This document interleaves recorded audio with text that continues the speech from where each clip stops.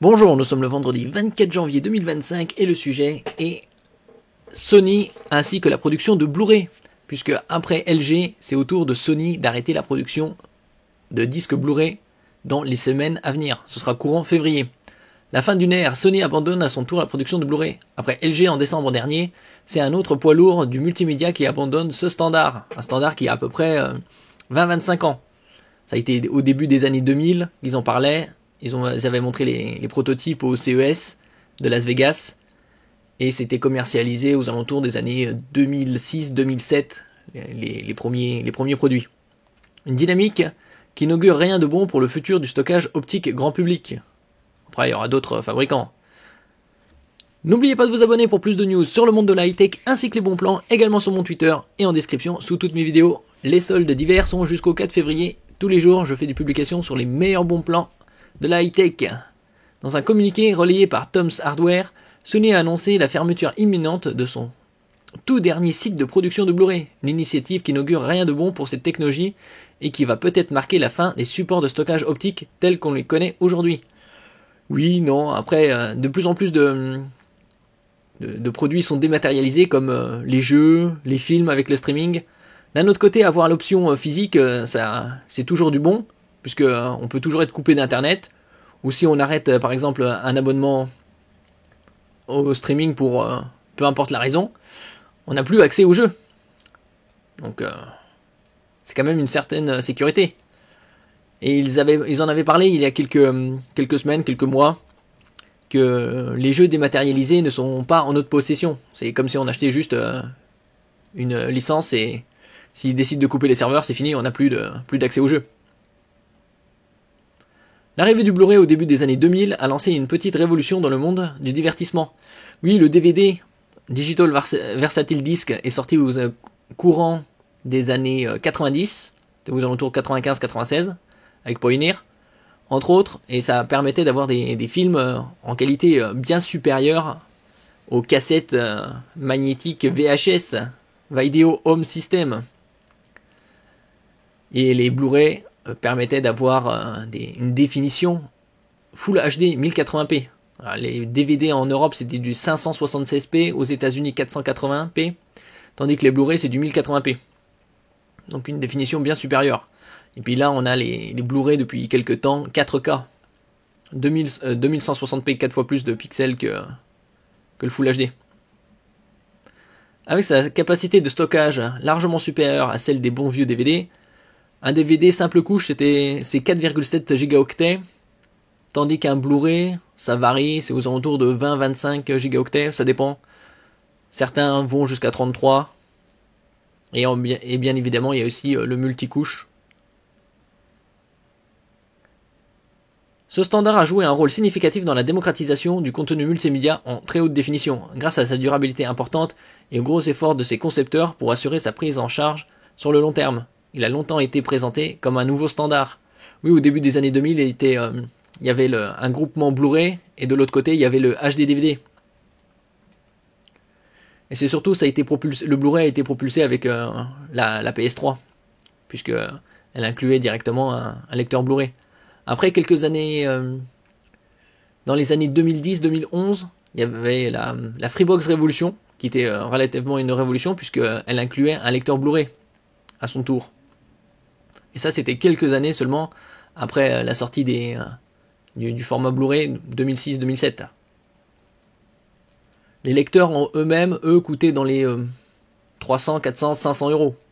Donc là, avoir un lecteur Blu-ray inclus dans une box internet, c'était justement une révolution sur le marché. Le streaming bourreau des disques, mais c'était sans compter la direction prise par l'industrie du divertissement au fil des années. Le public s'est de plus en plus habitué à consommer du contenu directement en ligne, notamment par l'intermédiaire de plateformes de streaming. On peut notamment citer l'incontournable Netflix, entre autres, dont la popularité a véritablement commencé à exploser peu après l'introduction du Blu-ray. Oui, puisque Netflix a environ une vingtaine d'années, plus ou moins. C'était aux alentours des années 2002-2003. Après, il y a les autres plateformes, Prime Video, Disney+, Paramount+, Universal+, HBO Max, Apple TV+, à des prix différents. Et récemment aussi, il y a une augmentation de l'abonnement Netflix dans certains pays. Est-ce que ça arrivera en France? Probablement. On ne peut pas avoir encore de date pour l'instant. Dans les mois, peut-être d'ici la fin de l'année. Sur différentes augmentations de prix, incluant également l'abonnement avec publicité. Ce qui est un peu capillotracté, hein, puisque il y a déjà de la publicité pour financer une partie de l'abonnement. Mais bon. Là également, Netflix a dépassé la barre des 300 millions d'abonnés dans le monde. Au fil des années, il est devenu de plus en plus évident que les supports de stockage physique auraient énormément de mal à remporter une guerre contre ces services 100% numériques, nettement moins contraignants. Ouais, après, il y a toujours un avantage à avoir un support physique. Certes, on constate tout de même un regain d'amour pour le stockage local en ce moment, notamment à cause des manigances commerciales de plus en plus discutables des géants du streaming qui continuent d'augmenter leurs prix sans pour autant garantir la disponibilité des œuvres sur le long terme. Oui, puisque certains rentrent dans le catalogue, puis au bout d'un certain temps en sortent.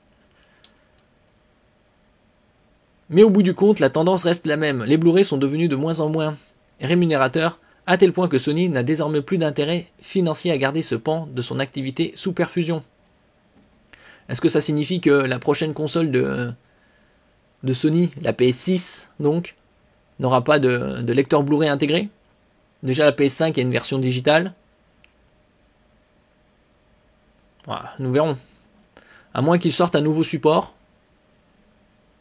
peut-être dans les années à venir, type stockage holographique, avec une capacité pour les films en 8K.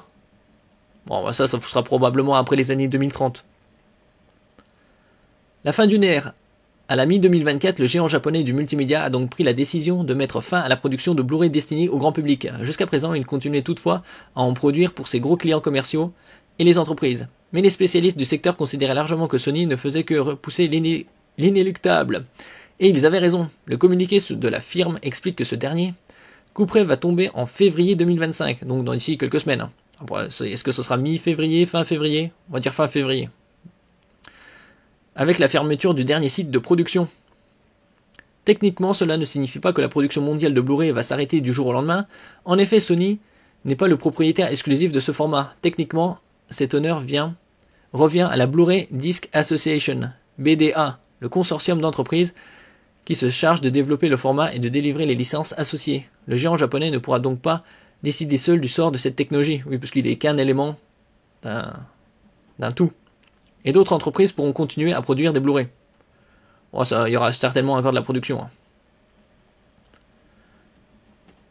Mais étant donné qu'il était sans conteste son principal mécène, et que les autres poids lourds du secteur abandonnent eux aussi le navire, LG a aussi abandonné le Blu-ray en décembre 2024, cela n'augure rien de bon pour le futur de cette technologie en particulier, et même des supports commerciaux de stockage physique en général.